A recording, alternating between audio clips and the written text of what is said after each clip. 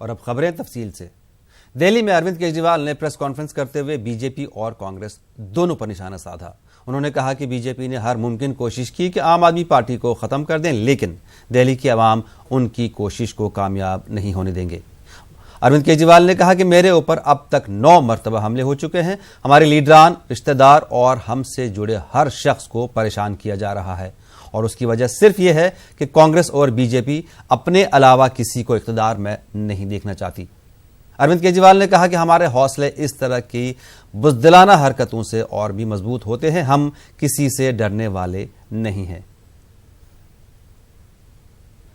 जब से हम लोग राजनीति में आए हैं, एक प्रश्न ये उठता है कि ये हमले क्यों करवाए जा रहे हैं। जब से हम लोग राजनीति में आए हैं, ये लोग एक आम आदमी का राजनीति में आना बर्दाश्त नहीं कर पा रहे। इन लोगों को ये लग रहा है कि अगर इस तरह से आम आदमी राजनीति में आते गए तो फिर बड़ी मुश्किल हो जाएगी। इनका सबका एक परिवार है, इन सारे नेताओं का, कांग्रेस बीजेपी वालों का, इनका सबका परिवार है आपस में। ये बाहर वाले को, हम बाहरी हैं राजनीति में, एक आम आदमी को ये लोग राजनीति में बर्दाश्त नहीं करने देना चाहते।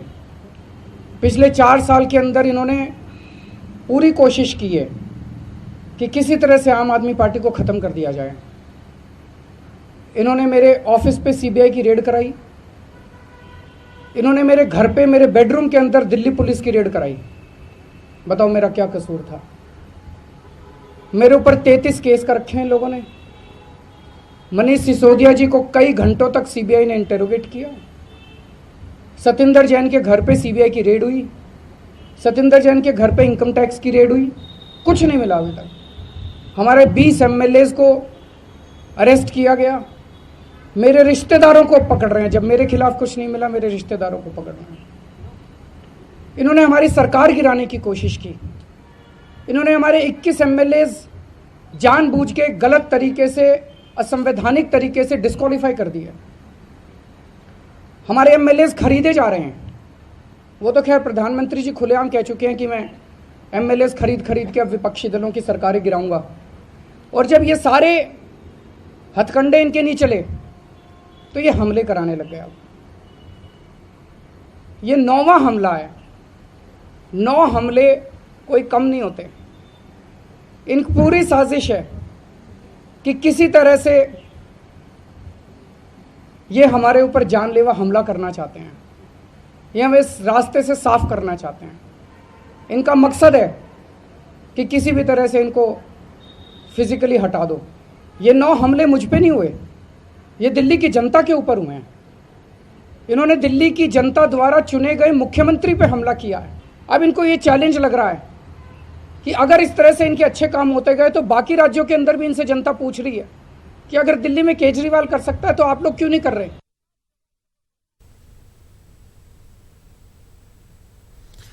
यूपी के भदोई में पीएम मोदी ने अवामी जलसे से खिताब किया। पीएम मोदी ने ऑपोजिशन को तनकीद का निशाना बनाते हुए कहा कि महामिलावट का मतलब इंतशार और करप्शन है। साथ ही पीएम मोदी ने कहा कि हिंदुस्तान के हवाले से पूरी दुनिया में अब एक अलग नजरिया बना है। लोग हिंदुस्तान को रश की निगाह से देखते हैं और उन्होंने कहा कि अब पाकिस्तान मसूद अजहर पर कार्रवाई करने के लिए मजबूर है। दुनिया भर में भारत का सम्मान हो रहा है। भारत की बात मानी जा रही है। सऊदी अरब से लेकर संयुक्त अरब अमीरात तक,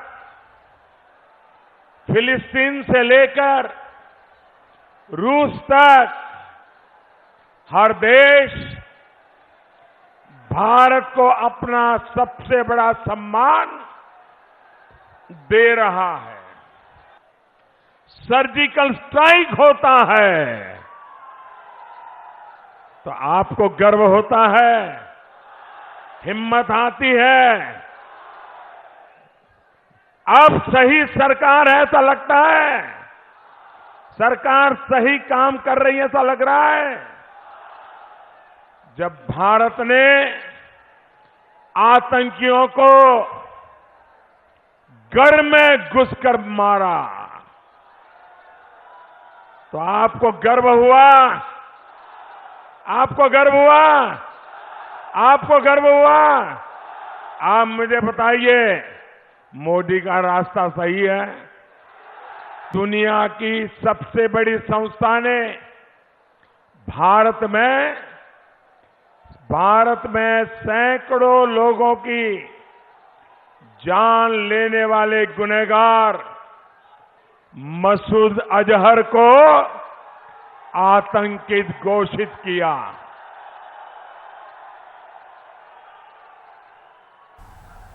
आपको संतोष हुआ? मोदी सही काम कर रहा है। अब पाकिस्तान उसे दावत खिला रहा था, उसका हाल क्या होगा? अब यही पाकिस्तान मसूद अजहर पर कार्रवाई करने के लिए उसको मजबूर होना पड़ेगा। उधर बीजेपी सदर अमित शाह ने सोनीपत में अवामी जलसे से खिताब किया। अमित शाह ने कहा कि मुल्क की आवाम नरेंद्र मोदी को वजीर आजम मान चुकी है और अब आवाम की जुबान पर सिर्फ मोदी का नाम है। ऐतिहासिक भूमि पर मैं यहाँ आया हूँ और इस ऐतिहासिक नगरी के अंदर आकर मैं अपने आप को गौरवान्वित महसूस करता। मोदी मोदी मोदी मोदी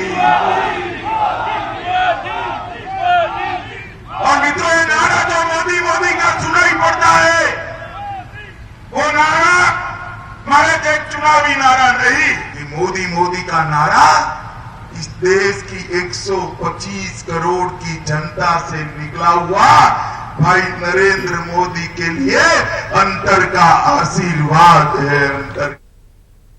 राहुल गांधी ने ट्वीट के जरिए वजीर आजम मोदी के उस इल्जाम का जवाब दिया है जिसमें उन्होंने राहुल के वालिद यानी राजीव गांधी के बदउनवान नंबर 1 होने की बात कही थी। अपने जवाब में बाज़ाब्ता मोदी से खिताब मुखातिब होते हुए राहुल ने लिखा कि लड़ाई खत्म हो चुकी है और अब आप अपने किए का फल भुगतेंगे। राहुल ने मजीद लिखा कि जो लोग मनफी सोच रखते हैं वो मेरे वालिद के बारे में क्या कहेंगे। साथ ही राहुल ने वजीर आजम को ढेर सारा प्यार भेजा। कांग्रेस ने प्रेस कॉन्फ्रेंस करके पीएम मोदी पर सख्त निशाना साधा। कांग्रेस तर्जुमान पवन खेरा ने कहा कि पीएम मोदी एक कमजोर और बीमार इंसान है, इसलिए वो मुल्क के लिए कुर्बान होने वाले लीडर नेहरू के बारे में इतने सख्त अल्फाज का इस्तेमाल कर रहे हैं। मुल्क के सामने मोदी की हकीकत खुली हुई किताब की तरह है। उनकी जहनी बीमारी के बारे में सब जानते हैं और ये सब मुल्क की आवाम के लिए हैरानकुन है। जीत हार लगी रहती है, हर बार आप नहीं जीत सकते, कई बार आपको हारना भी पड़ता है, लेकिन हार के वक्त आप अपना आपा खो दें और एक दिवंगत प्रधानमंत्री, बच्चे बच्चे को प्यारा प्रधानमंत्री श्री राजीव गांधी के विरुद्ध इस तरह की बीमार टिप्पणी करना, मुझे लगता है आज पूरा देश हतप्रभ है कि 2014 में हमने ऐसे व्यक्ति को प्रधानमंत्री बनाया। आप हेमंत करकरे को गाली दे देते हैं, आप नेहरू जी को गाली देते रहते हैं, आप गोडसे के मंदिर बनाने वालों को सम्मानित करते रहते हैं, आप देश की सेना का अपमान करते रहते हैं, बार बार यह कहकर कि वीडियो गेम खेल रहे थे इससे पहले तो देश की सेना। आप अब देश के प्रधानमंत्री रहे हुए ऐसे व्यक्ति को जिसने देश पर अपने जान न्यौछावर कर दी, उसको गाली देने पर उतर आए। अरे 100 बार हार मंजूर है, लेकिन इस तरह की भाषा हम न उपयोग में लाते हैं, न हम सुनना पसंद करते हैं। ये देश सुनना पसंद नहीं करता, इस देश की संस्कृति को ये बर्दाश्त नहीं होगी। आज अगर राजीव जी जीवित होते तो 75 वर्ष के होते। हमारे एक पार्टी के इतने वरिष्ठ नेता का अपमान करना। आप राहुल गांधी जी के लिए सुबह से शाम तक अनर्गल उलझुलूल टिप्पणियां करते रहते हैं। ठीक है, आपकी राजनीति आप जानिए, हम उसका जवाब देना जानते हैं, देंगे। आपको भ्रष्टाचार के आरोप लगाने हैं, लगाइए। उसका उत्तर अटल जी की जब सरकार थी तब हाईकोर्ट ने दे दिया था बोफोर्स पर। आपकी सरकार थी तो सुप्रीम कोर्ट ने दे दिया उसका जवाब। एक दिवंगत व्यक्ति कितनी बार साबित करेगा कि वो ना केवल ईमानदार था, उसने अपनी जान देकर यह भी साबित कर दिया कि देश के लिए वो कुछ भी कर गुजरने को तैयार था। शर्म आनी चाहिए मोदी जी आपको। You are behaving like a serial abuser, you are behaving like a sick man, you are behaving like a psychopath. यह कोई कांग्रेस पार्टी के नेता का अपमान नहीं है, यह देश के एक लाडले का अपमान है। लोकसभा इंतखाबात के 5वें मरहले की तैयारियां अपने उरूज पर हैं। तमाम इंतखाबी अफसर ट्रेनिंग के बाद अपने अपने पोलिंग बूथों पर रवाना हो रहे हैं। वाज़ेह है कि 6 मई को 7 रियासतों में 51 सीटों पर पोलिंग होगी। उत्तर प्रदेश, मध्य प्रदेश, बिहार, झारखंड, राजस्थान, जम्मू कश्मीर और मगरबी बंगाल में वोट डाले जाएंगे। लोकसभा के 5वें मरहले की पोलिंग के साथ साथ कल आंध्र प्रदेश के कुछ इलाकों में रीपोलिंग होगी। आंध्र प्रदेश के 3 अजला में 6 मई को रीपोलिंग के लिए हुकाम ने तमाम तैयारियां मुकम्मल कर ली हैं। इस सिलसिले में आंध्र प्रदेश के चीफ इलेक्टोरल ऑफिसर की मौजूदगी में आला ओहदेदारों का जायजा इजलास मुनाकिद हुआ। इस दौरान इंतखाबी अजला के कलेक्टर्स और एसपी के साथ वीडियो कॉन्फ्रेंसिंग मुनाकिद की गई। रियासत आंध्र प्रदेश के 3 अजला के 5 पोलिंग मराकज पर दोबारा पोलिंग होने वाली है। सीईओ ने बताया कि सुबह 7 बजे से शाम 6 बजे तक वोटिंग होगी। सीईओ ने मजीद ये भी कहा कि सिक्योरिटी का सख्त इंतजाम किए गए हैं। तेलंगाना में कल जिला प्रजा परिषद और मंडल प्रजा परिषद इंतखाबात के पहले मरहले के तहत भी पोलिंग होगी। पहले मरहले के तहत जिला प्रजा परिषद के 197 और मंडल प्रजा परिषद के 2166 हलकों में वोट डाले जाएंगे। तमाम इलाकों में सुबह 7 बजे से शाम 5 बजे तक वोट डाले जाएंगे। ताहम नक्सलाइट सरगर्मियों से मुतासिर इलाकों में सुबह 7 बजे से शाम 4 बजे तक रायदही होगी। सिक्योरिटी के सख्त इंतजाम किए गए हैं। 3 मरहलों में होने वाले मजालिस मकामी के इंतखाब होने हैं। दीगर 2 मरहले 10 और 14 मई को मुकर्रर हैं। बीजेपी लीडर और वजीर कानून रविशंकर प्रसाद जब अपने आबाई घर पहुंचे तो जज्बाती हो गए। उन्होंने बताया कि उनके बचपन का नाम बब्बू था और उन्होंने इसी घर में परवरिश पाई और तालीम हासिल की। हमारे नुमाइंदे ब्रिजम पांडे ने रविशंकर प्रसाद से बातचीत की। कानून मंत्री और बीजेपी के कद्दावर नेता रविशंकर प्रसाद अपने जन्मस्थली यानी कि उस घर में पहुंचे हैं जहां इनका जन्म हुआ था। देखिए, इसी घर में रविशंकर प्रसाद का जन्म हुआ था और ये आज घूमने आए हैं, यहाँ लोगों से मिलने आए हैं। इनकी यादें बहुत सारी जुड़ी हुई है इस घर से।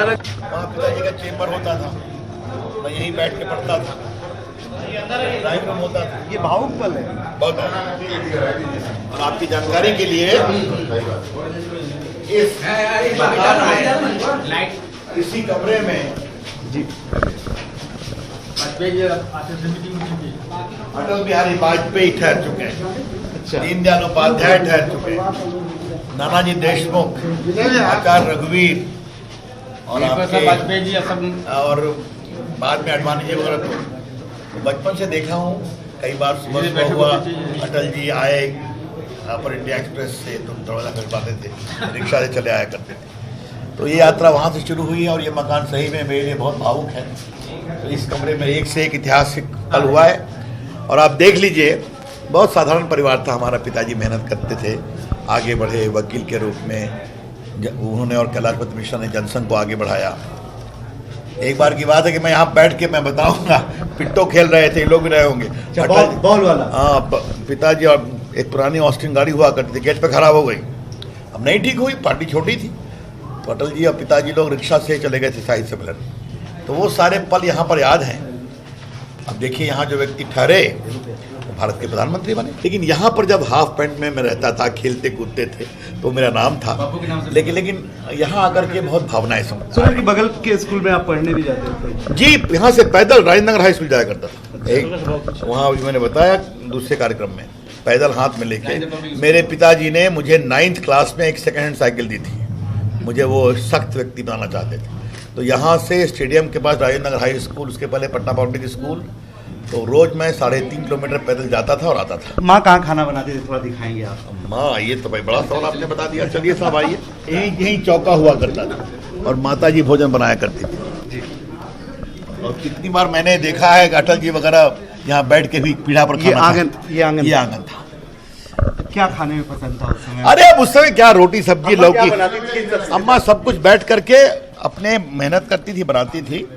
आज मुझे आपके दर्शकों को बताने में जरा भी हर्ज नहीं है कि हम लोग का जीवन बहुत ही संघर्ष से गुजरा। हाँ, आज हमारे पिताजी नहीं रहे, लेकिन बड़े संगोत पत्रकार भी थे ताकि थोड़ी कमाई हो जाए। जब उन्होंने वकालत शुरू किया था, वहाँ से शुरू किया। संघ के पदाधिकारी थे, पार्टी को आगे बढ़ाया पैदा कर करके। बाद में बड़े वकील बने, बड़ा नाम दिया, हम लोग को पढ़ाया लिखाया। तो इस मकान से जहाँ हम लोग किराएदार थे, बड़ी स्मृतियाँ जुटी हुई हैं। तो आज जब यहाँ आया तो मैं बहुत ही भावुक हूँ। कंसल राजू के साथ विजम पांडे, न्यूज़ 18 पटना।